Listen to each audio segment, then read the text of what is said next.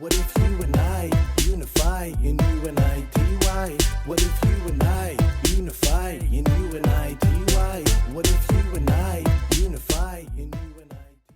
Hey, what's going on, people? You're watching the Unity Sessions. We're joined today by special guest Luke Wareham. How you doing over there, Luke? Yeah, how are you? You all right? Yeah, I'm doing well. I'm doing well. All the better for being in your presence. I've been following your music for a little while now, man. Yeah, cheers. Yeah, thanks. Yeah, it's been great to connect with you over the last year or so. It's been really cool to get to know you, and yeah, thanks for encouraging me and yeah, all you do. 100%, man. So it's all been my pleasure. There's something I'd say that's just kind of really pure, really minimal, and it kind of just feels right about your music. What's your kind of approach? How do you see music making?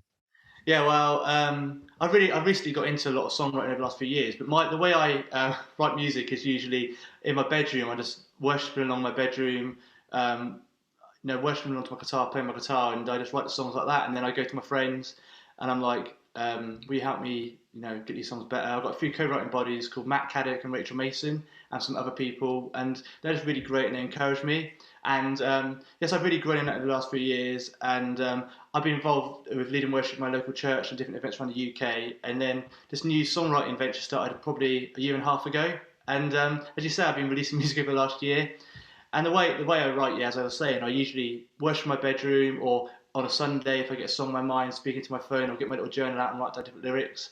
And it's really just an overflow of my worship to God. That's how I write songs. Yeah, I've like a theory, and it's hard to test it, but I'm gonna start with you helping me to test it. I feel like since like definitely post 2000, if we say like 2010, when I think music making became a lot more accessible, at least for like say demo recording, you Yeah, could get a decent demo or more done in like a bedroom setting, you know what I mean, yeah, just for the vocal. I feel like a lot of music has become a lot more honest and like personal in that time, just because of, I think there's just something different about recording in the home or bedroom versus with a group of like 20 people possibly at the studio. What do you yeah. think? Yeah, well, I think it's been amazing, hasn't it? Particularly over lockdown, we all had to have virtual studios, didn't we? And we all became better at tech. And yeah, I completely agree. Like my first few songs I recorded were in my best friend's bedroom. We were in his room playing all the instruments, and he was able to record in his bedroom. And we haven't got to go to like me and you. You're in London, I'm in Bristol, and we're doing a virtual hangout Yeah, now. yeah. It's been amazing how technology has developed, so we'll be able to write music and produce music, hasn't it? And over lockdown, I became really good at editing videos. I'd never been able to do anything like before, but I had to edit videos, and obviously all this kind of zoom in and doing vocals in our own recording studios in my little bedroom recording, Mhm. and sending it around to people for producers to produce music. So yeah, it's become much more honest, hasn't it? It's been more accessible for people to be able to record music, and we haven't got to go to big studios to record. Yeah. And what was kind of your, before we touch the music fully, what was your pathway to Christianity? Well, it was really great that I was born in a Christian family. My parents have always, my dad's been a church minister since I was born, so like 28 years. So Nice. I lived all over the place. I was born Yeah. in Buckinghamshire, moved to Preston, moved to Hereford, Peterborough, and then now we're in Clevedon, which is near Bristol, just a little town outside Bristol. And it's been really cool. I usually used to say to myself, "Oh, I haven't really got a testimony because I've been a Christian all my life." But actually, it's been a really cool thing because I've always known God. Yeah. And then probably when I was around 11, 12, I went to New Wine, and I was in the New Wine Youth Tent, which is like a New Wine's a festival in the summers, a Christian festival. And I like just gave my life to Jesus that day and chose to become a Christian. And then from then onwards, I've been a Christian. And I've got a few things in my life that was really significant to me, and I got baptised. But then I went after university. I did a gap year with Worship Central in Cheltenham and London, and that was really like formative for me, really, because I kind of had to go to church for myself. I met some great friends. It helped me with my Mm. discipleship, get to know God, how to live faith out properly. Break down Worship Central for people Yeah, who don't have much yeah, of that sorry. there. So Worship Central is a really great. Well, it came out of Holy Trinity Brompton Church.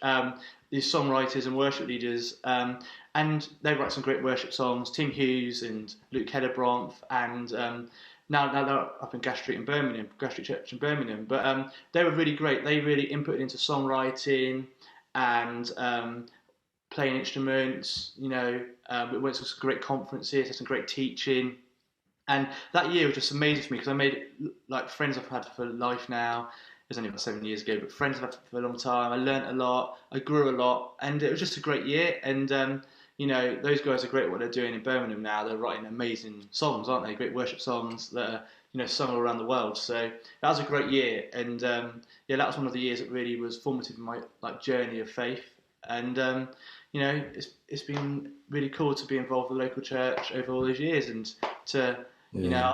I used to be at school, and a funny thing was, I was in a Christian school, but there wasn't many Christians in my class and stuff. And I used to take in old school Martin Smith and Matt Redman songs to our RE lessons for the other students to listen to at school. And I've Mm. always had a passion for music and church, and it's just really cool to see all these years later that now I'm writing my own songs, and I've kept going. So Yeah. it's a hard time at school, isn't it? When you're Christian, I work as a youth worker now, Okay. Bristol City Council, and I love that.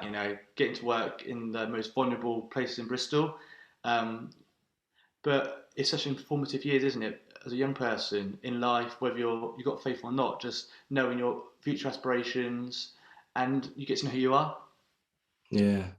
And I think there's so much value in that testimony. Like Yeah, it's something that anyone who's had to write a bio, you're kind of confronted by your own kind of Christian testimony, aren't you? And I know for a while it felt to me like every Christian used to be a drug dealer or something, but often you'd hear like or drug addict, like.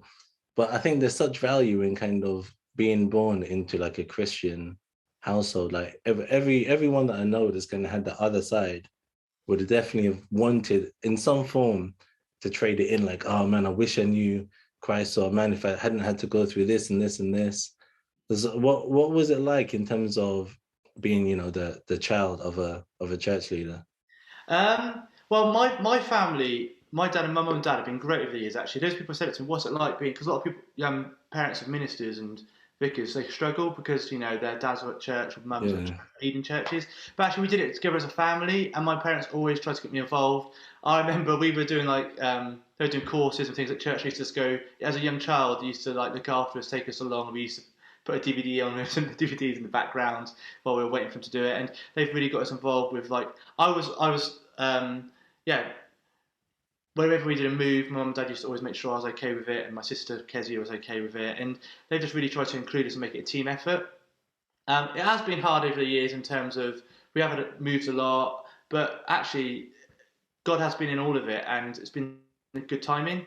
And it's been difficult times when often in churches when being a leader of a church is hard, isn't it? So there's things happen to your dad, and you're just like, oh, why is that happening? Or your mum, and kind of thing. But actually, I've noticed that through my 28 years being a pastor's kid, that God already working out really, and you as you're serving in church, there'll be ups and downs, but there's more highs, and it's. I mean, now I just got married to Katie, and we live in Clevedon, and actually we were helping mum and dad with their church, and we've got a new young adults group in Clevedon, and I'm really involved with leading the worship team, and it's been really cool to like lead alongside my dad and to help him now after all these years. So, it's been really great actually, and I wouldn't swap it for anything because I learned so much. And a funny thing was the other day, my friend sent me a picture of me in the worship band for the first time I've sung when I was 11 in a church. Wow. Little boy, little blonde boy in the band, in a youth band, just singing, and then all these years I'm still doing it, and I've had people great leaders who've encouraged me, and being in a small group and things like that in church has been really great for me and helped me to stay on track. So it's been great, really. Overall, it's been good. Yeah. Was there like, so you're saying from 11, was there like a singular moment when something changed within you where you felt you had to be making music? Yeah, well, that's really funny. That when I was 11, literally, I saw someone leading worship at the front and songwriter. It was actually Fatfish, Lou Fellingham. She used to be in a band called Fatfish. It's called Okay. Leading Edge, and I saw her there, and I was like, I couldn't. I'm not an upfront person. I couldn't play any musical instrument except for clarinet. So clarinet, that'd be okay. I was there, and I was just like, one day I'm going to do that. I said, I remember Mum got it down. Actually, one day I'm going to do that, and since then, every day I wake up, I love helping people encounter Jesus. I work as a youth worker, but actually, what really wakes me up is, helping people encounter Jesus through song worship and writing songs. And literally, if you speak to anyone about me, they would say, yeah, that's what like Luke's passion is. And it's been a really weird thing because something happens when I play guitar or write songs because I'm not really an upfront, church person, but I can do that, and it's been a really Mm. God thing, and that's since I was 11, and I knew that then, and over the years there's been little stories that have kept me going in that faith and grown in songwriting or grown in playing guitar in the band or keyboard or just singing, and when you think about it, I've actually been involved with worship music in church for about 17 years now. So 28, so You're since a I was veteran, 11. man. That's really cool. It's really cool. And you know, even through the ups and downs, because you have ups and downs when you're even in worship teams, don't you? Like, am I doing it right? Am I meant to be doing it? I just know that I'm meant to be doing it, so I keep going. And yeah, I've just seen some great things happen through that. And I've got a really cool story about like God speaking like that kind of thing over my life. I've been in worship bands because I was on this gap year of Worship Central. My friend Chloe Aniston, I wasn't writing worship songs at the time. She goes to me. We had like a little time when we were hearing from God, like, and we're giving words to each other. And we were on this like retreat, and she wrote down a bit of paper that you're going to write songs in the future that are going to be soothing to the soul, going to go places where other people can't go, and they're going to be on secular radio.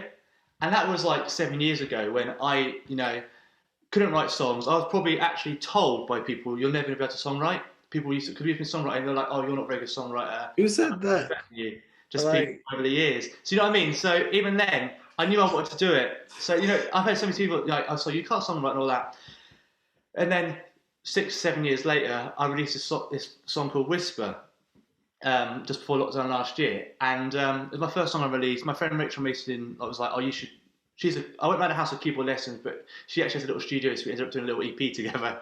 And so I was on this American radio show and this podcast, and the guy goes to me, "I played your song Whisper in America on a secular radio show um, in a hospital." Where people were sadly like had mental health difficulties and were suicidal, which is really sad and a really horrible situation for songs to be played in.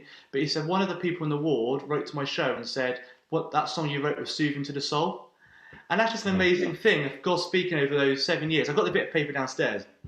But Chloe wrote it out. You're going to write songs that are soothing to the soul, go places others can't, and where people have mental health difficulties. And all these years later, God's, my passion for writing songs and leading worship, that one song in that one situation, which has gone to America in that ward, and someone's written to the registry saying it's going to be soothing to the soul. And I just love this kind of stories that show, like, same with you, your passion, and other people I know, songwriters. When you've got that passion to write songs from God, it's just really great, isn't it? And these kind of stories just keep me like, yeah, that's why I do this. I yeah. love stories like that. Honestly, man, I feel like those are the kind of moments because we're human beings, so often we can be wrecked by doubt, by insecurities, but we have these moments where it's like God's plan just like it's just so emboldened, so evident in your life, and it's almost like one of those should be enough. But again, because we're human, sometimes we'll still be like, oh, I don't know, the journey ahead feels too long, like But like those moments are so invaluable. Yeah. I found like moments of personal experience of God like that. Yeah, man, definitely. When everything else is, faded away, because we don't know, we can't look upon God. The Bible we can have back and forth all day with beliefs, but that kind of experience, yeah, there's something really special in there as a thing, man. Yeah. I'm happy. I'm happy that kind of your pathway feels like that because I don't know. I think when you've been outside for a while and such, it can go both ways within kind of the music industry and everything else.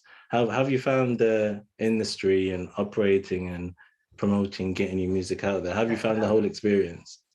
Well, I learned on it. Like, I released my first few songs just before lockdown, and literally as lockdown started, I released this first songs, and it's kind of a good time to release songs because the songs actually speak into situations like that about panic and doubt and fear.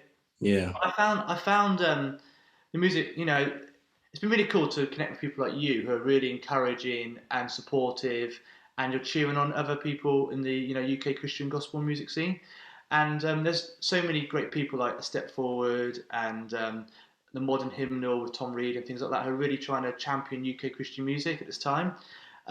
There's so much great. I've learned there's so much great music out there, and one thing it has taught me actually is like I used to probably lean on more like the American, like Hillsong, Bethel, that kind of music for singing at church. But actually, there's so much great UK music Yeah, out there that we need to be singing in our churches. We need to be like listening to and worshiping and using them in our using them in our daily life. And that's been really cool to connect with people.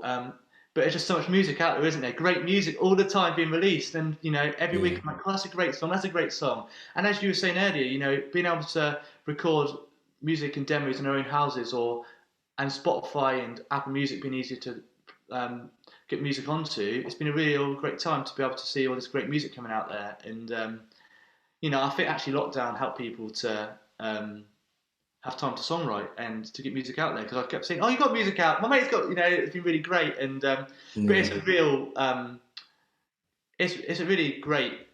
I love being in the music scene, and I love it because I love seeing other creatives. I love encouraging people, and I love how most music is really different. And when you hear the song stories of people's songs, you're just like, "Oh, that's testimony. That is so great to hear." And there's so many genres, isn't there? And yeah, I love it, and it's been really cool.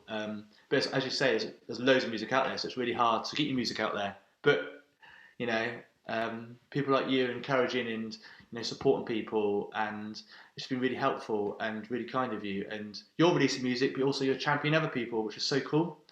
And it's amazing, isn't it, to just be in it? And I want to do that. I want to be championing other people, sharing other people's music, singing other people's music, and saying, "Come on, let's keep going and getting more music out there." yeah. Yeah, that's the thing, man. Like, I say 100%. I try to never miss an opportunity to big up a step forward as well. Yeah, And this is as opportune a moment as any. Like, definitely, like, it's hard to find a Christian prototype for business in any industry, because yeah, at the end of the day, it's business that has to function in a certain way, profit making, blah blah blah blah blah blah blah. But they're as close to perfection as I've seen. Yeah, yeah, and I have to say that because I know how it goes with platforms. There's always some people who have a kind of the other experience, but often if you get a good experience with someone, you're not as motivated to say leave a good review or something. Do you know what I mean? yeah. You buy something on Amazon or whatever. If it's terrible, you're like worst product ever. But if it's okay, you just like you leave it. So yeah, I think bringing each other up is important, Yeah, and definitely. I think often I think as an artist, you have to be very wary of becoming like a narcissist, right? Where Yeah, everything is kind of about you. definitely. So for me personally, I just found it as a way to keep myself grounded. And like knowing myself, I was so scared of what I could become that I needed to make sure I spent a certain amount of time serving. Yeah, Otherwise, it's so easy for it to kind of become all about, seeing that play out a million times. Like it's hard to find humble rappers, but put it that way. yeah, yeah. I didn't know. I actually don't know many people that like promoting themselves. I hate having to promote your own music and get it out there, but you've got to do it to get your music out there. And it's just that's why it's good, as you say, to be grounded and cheering on other people, because then it's about the whole UK Christian music scene, all the music scene, and we're championing each other and we're cheering on each other. So yeah, that's really cool. Yeah, talk to me about Refuge. Yeah, so Refuge was a song I released last year with my friend Matt Caddick, and it's a song I wrote. I just got married, as I said earlier, to an amazing lady called Katie, and we're in our Big up first Katie. 6 months. Katie's an absolute legend, and actually, she's gone through a really hard time over the last few years. Her mum really sadly passed away of cancer, Oh man. so it's been a really hard time for her, and she's lost them at a young age, and I wrote this song called Refuge over lockdown. It's about how like God's our refuge, He's our hiding place, it's our hope and grace. And I love it how in the psalm it says the Lord is close to the brokenhearted, and and I just wrote that song because over this lockdown year, I know we're out of it now. There's been so much like fear and panic and doubt, and there's been people in our local church that have sadly passed away of COVID who they were only in their 60s or well, 60s, really young, and they just sadly passed away of COVID. And there's been so much despair in the world. And I thought, we need to know God is our refuge. He's our hope and grace. So I released that song last year, and my friends Tim and John Stevenson produced it, and they've done a really cool job with it. And it's just a song, proclaiming, even in this such a dark situation, you are a refuge, you are hope and grace. You know, no one who hopes in you will ever be put to shame, because when we trust in God, even in the panic and doubt, He's close, and that's why I wrote that song. And it's been really cool to sing that song around the place. And I've had a few people come up to me. Actually, a really cool testimony was I released that song, and I work as a youth worker for Bristol City Council, and none of my team are Christians other in the team, but one of the youth workers was we do a road trip together. We were doing a road trip to a youth centre, and he was like, I've been listening to you on Spotify, you know what they're like, and it's really funny. And I was like, yeah, okay. And it's a really cool way to open up about faith and things. He knows I'm a Christian. But he said, I listen to Refuge, and it's been really speaking into my life at the moment, because, my mum's, my mum's, she's going through chemotherapy at the moment. She's got cancer. And it was a really, it was an amazing situation, because I wrote it for Katie in her situation, and then a colleague at work saying that God spoke through Refuge. He's not even a Christian to him, and it just shows you that song stories are important, and the reason you write songs are important. And sometimes even God can turn what's bad for good. He turns even when the enemy means for evil, He turns it for our good. And those kind of stories are great as well, aren't they? When you hear in such a hard situation, what do you say to someone? But actually, God can speak through, His word. Actually, His word is, He's close to the brokenhearted, and that's why I wrote that song. So, I love to write songs that are based on the Bible truths, and that's that song. Yeah, I mean, this is the thing. Part of the reason why I ask is because I'm trying to figure out what it is about kind of your music that kind of provokes an emotional response. Because I'd say I'm like, yeah, I think I'll put myself there. I'm not an emotional guy, by but by nature, I'd say. But there's something within there, and I don't know if it's simply a reverence or a vulnerability, but I think whenever I listen to your music, I'm just reminded of those two things mainly. So it makes sense to me that, say, in refuge, there'd be like an element of death and the need for, say, the Holy Spirit as a comforter there. Is there anything that you'd pick out from your work and say, this is why I think it provokes that response? Well, as I was saying earlier, the songs I write are literally from worshiping in my bedroom to God. I haven't really. I've gone to so many songwriting, you know, training Workshops and and all that kind of stuff. How you write a song, and I love that, and I'm for that, and that's great. But literally, the songs I've been writing over the last year have literally been my heart cry from worshiping in my bedroom, or worshiping with my friend Matt or Rachel, and that's what the songs are. They are literally my worship to God, and that's maybe why they come across as vulnerable, or helping you to counter Jesus, because that's why they're literally like that, and that's why I was in my room, right? You are my refuge, you are my hiding place, you are my hope and grace. No one hopes of you will ever be put to shame. And it's the Bible. It's from the Bible, so mhm. that's how I write. At the moment, that's my songwriting process really. And I usually go to my friend Matt or Rachel. I'm like, oh, what do you think of this? I've been writing this in my bedroom. They come up with a few ideas, and then we worship to it. And that's how I've been writing over the last year or so. Yeah, I think I might be able to guess. Let me ask you something else. What's your favorite book in the Bible? The Psalms. Psalms. Yeah, Yes, knew I love it. the Psalms. I love the Psalms. Yeah, yeah, I like a bit of Old and New Testament, but the Psalms are great, aren't they? They take you through the journey of life, and they ups and downs and highs, and you know they're great, aren't they? So Yeah, we'll I see. think it definitely feels like, as you were talking, the reason I said that, it just reminded me of kind of David, because his stuff just seemed to be born out of that same place. Do you Could you ever see yourself writing? I need to be careful how I phrase it, because Christians can go crazy sometimes, but darker, in the context of, how in the Psalms it's not always pretty. Yeah, And I say like refuge, forgiven, honor you, Lord. They're all hopeful, right? yeah. They're all Um, hopeful. Yeah, definitely. I mean, Whisper is the first song I wrote is a bit like that. Into my life when the enemy shouts silence, there's silence when I feel with panic and doubt. Because at that time I was filled with panic and doubt, and I'd gone through a really hard time with at work and in life, and I just wrote that when I was feeling really low. And I read in 1 Kings when it says God was close as a whisper to Elijah. Hmm. I love that in Elijah, that story.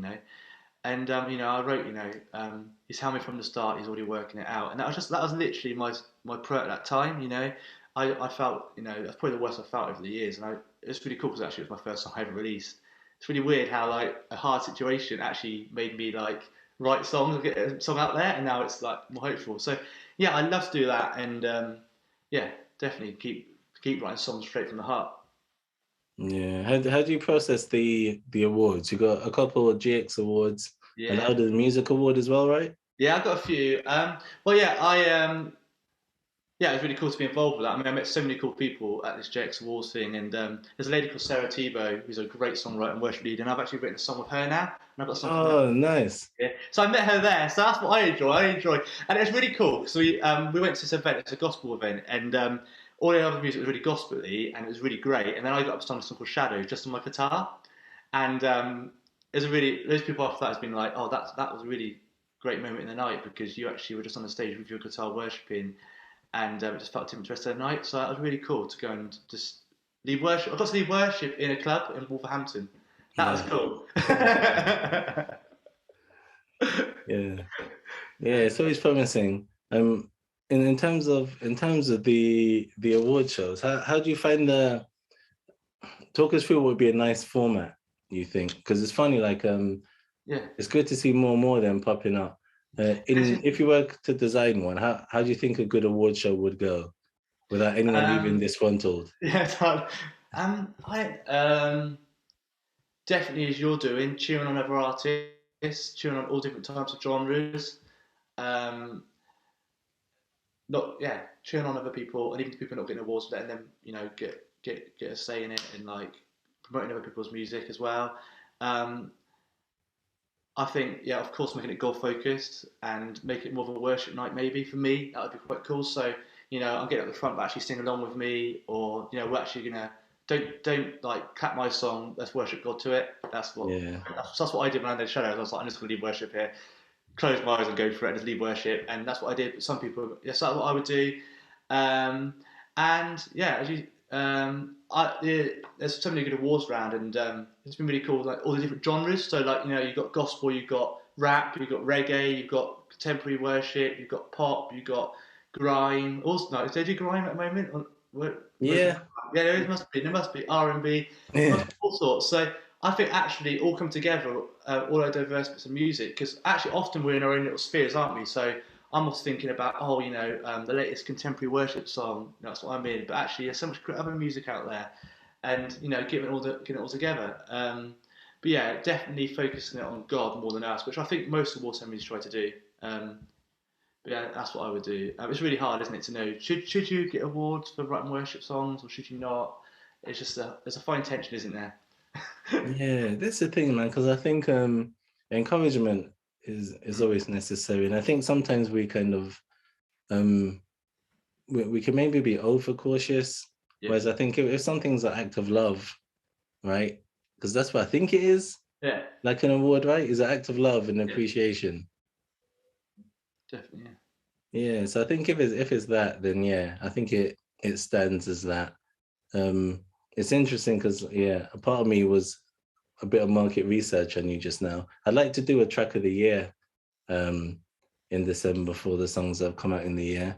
But I'm always a bit caught in between with when one artist wins for a month, are you damaging nine? Do you know do you know what I mean? Yeah, Yeah, so it's always a bit it plays on my mind a little bit. Yeah. yeah, definitely. Yeah, as you say, it's got to be encouraging. It's good to encourage each other actually, and you know, let people know about the great music that's going on. So actually, award ceremonies can be good for that, encouraging each other, getting to know, networking with each other. Um, yeah, so actually, as you said, there's quite a few award ceremonies going on at the moment. That's been really cool in terms of the different getting to know other people, getting to know the great music that's out there, and just kind of cheer each other on and say, you're doing great, and you know, yeah, it's been good, hasn't it, to do that and be able to do that. Yeah. In terms of the next 3 years or so, building on what you've done already, what does success look like for you? Um, like I am. literally write songs to speak into people's everyday life situations. That's why I write worship songs. As I said, I'm really excited. I love collabing with people. That's one of my things I love doing, and that's probably a way of me, getting other people involved. So it's not all just me singing the songs. I like to get other people involved, Hmm. and it's been really cool to do that. So as I said, I've got one with Sarah Tebow. Hopefully, I'm going to get done over the next few months, and that'll be really exciting to get that out. So I want to do a lot more collabing with people, get to know people. Maybe one with you. That'd be cool. Rap and worship together. That'd be really great. And I want to do a live. I love to do some live recordings at some point because I want to be studio recording. So over the next year, that's what I'd really love to do. Is do a Nice. live recording because I want to have like people actually singing their worship to God in my songs. And I'd love to do that. So that's what I really want to do. Um, it's been a really cool journey over the last year or so, just to get out there and start releasing music and to be on radio, be all that kind of stuff. And I've loved it, And yeah, success for me would be. Definitely encouraging other people on. And I work as a youth worker, so I really want to raise up other younger people in the music sphere and get alongside people and say, come on, you can do it. So I want to help people with that, and also just to keep releasing music and you know um, I'd love to do a live album. That would be success, but that's one thing I'd love to do over the That next would year. be nice, man. I love to do that. I love that kind of vibe. People singing, people, my friends and family in local church, just singing their hearts out to God on a little EP or something. I'd love to do that. But yeah, one of my things I say is collabing with people, get to know people, because there's so many great people in the world, isn't there? There's so many great artists, and I'd love people. So yeah, that'd be cool. Do you feel like your marriage has impacted your music in any way yet?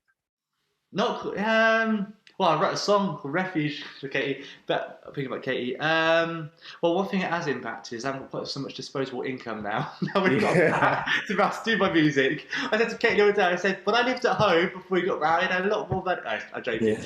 That one thing. You know, when I've got to be a lot more careful with my yes and no's now, actually. So I used to say yes to every single thing, and I probably still do too much, really. Actually, because my time with Katie is really valuable, and she works as a teacher, so teachers are really Okay. on, so actually I've got to be careful what I say, say yes to, not be out every weekend doing music, pretty much. Yeah. I feel like we could do with more Christian love songs in the context of relationship love songs as well, Yeah. man. Because the balance with secular, Mm. like I haven't looked at data for it, but in terms of secular radio, I feel like at least 50% of it is about relationships in some form, in Yeah. terms of human relationships. Like, yeah, I thirst a bit for more Christian love songs, I'd say. Yeah, definitely. I'll maybe have a go at that. I'll say to Katie, it's what's for you. Yeah. Yeah, you know what I mean? Yeah, because but with all the will in the world, refuge, we're handing that one to God. Yeah, definitely, yeah, 100%. But yeah, that'd be interesting. That'd be interesting to try and do. I mean, I haven't really done that before, like secular music or anything like that. But actually, really cool thing to come at work is we've got a creative youth worker who's he writes like beats and that kind of music, lo-fi music, and Okay. the young people don't turn up. We're like jamming together and writing songs together. He goes to me the other day, he said, "Oh, it'd be really cool. I'll be listening to your music." He's not Christian at all. He just goes around and does gigs. He's like, "Oh, I've been listening to your music. Maybe we should write a song together at some point." So maybe that could happen. A little kind of beat, Yeah, kind of yeah. lo-fi beat song at some point. I don't know. That was interesting thing that happened the other day.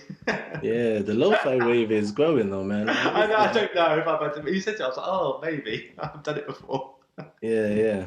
I used to be a bit disrespectful when it first came out. I was like, this doesn't sound finished. It's like lo-fi stuff. But as I've been like doing stuff, like, if you're actually doing something and it's in the background, it feels right. But if Yeah. it's just in your headphones and you're doing nothing, it doesn't quite, I don't know, it doesn't compute for me yet. Yeah. Let me not get myself into trouble. There's a lo-fi artist out there somewhere.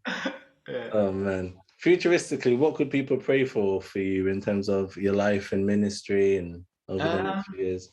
there's a few things going on in my life at the moment. As I was saying, we started a new young adults group for North Somerset. I lead worship at a church called Woodley Church in Bristol as well, but I'm also involved in Clevedon. And we started a new young adults group in North Somerset, and it's been really cool. It's come out of lockdown, and it's a young adults group from people from different churches around the area. And me and Kate have started running that. We're really passionate about that at the moment, so prayer for that definitely, and leading that. That's one of the things I never thought I'd actually probably do at the moment, but that's been a really cool God thing. Um, I was a youth worker, so got to keep opening doors up in my youth work to be able to, even though they don't know it, in a secular job, tell them about Jesus and give them the truths of Jesus over their lives. And also in terms of worship leading and music, just for God, you know, I love it so much, and I'm just so thankful for God for letting me do it. So, you know, what does God want me to do for the next few years? As you say, when you said your 3-year plan, I haven't really got a 3-year plan, but it'd be amazing to, you know, have people speak into it, and for, as God's been doing all along, just opening doors up. That'd be really cool. And yeah, obviously I got married, so just praying for that, and just in my first year or so of marriage, making sure I'm a good husband. Yeah, yeah. And you know, it's a big thing in it, getting married. So it's been amazing. It's the best thing in the world. But you know, so many people, you know, you just need God's, you need prayers, don't you, for that to, you know, be like Jesus really, and yeah, to be a, as I keep saying, be a good husband really, and just to fix eyes on Jesus and all we do. And you know, that would be great for press for all that kind of stuff. And yeah, just to keep them on the right track, and yeah, keep my fix on Jesus for everything. Yeah, it's a great focus, man. Personally as well, I just look forward to hearing more and more. I look forward to kind of hearing the growth and evolution as well, and kind of seeing where it goes and where it leads, you know. But yeah, you got a fan over here, man. Thanks so much, mate. It's been so cool to like connect with you, and you're just so great encouraging people. Thanks so much for. I know some other people. I've been chatting with Dad about you encouraging people and cheering people on, and so thanks a lot for what Ah, you're so doing. good, man. Thank you, thank you. You take care out there, Luke. Good. See it. Yes, man. You guys, you've been listening to the Unity sessions. We've been joined by Luke Wareham. Definitely check out his music. There's so much great content there. It's definitely going to help you get through the day, get through the week, and everything else in between. Till next time, take care out there.